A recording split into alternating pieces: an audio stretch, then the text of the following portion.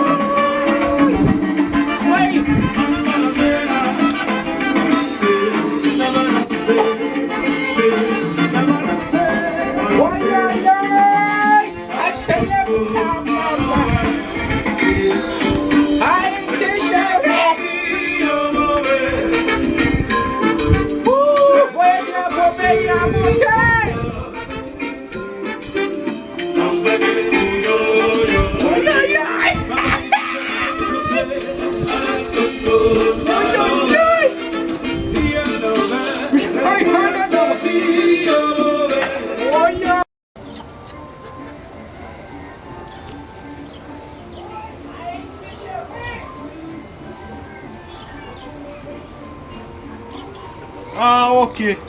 Ngonza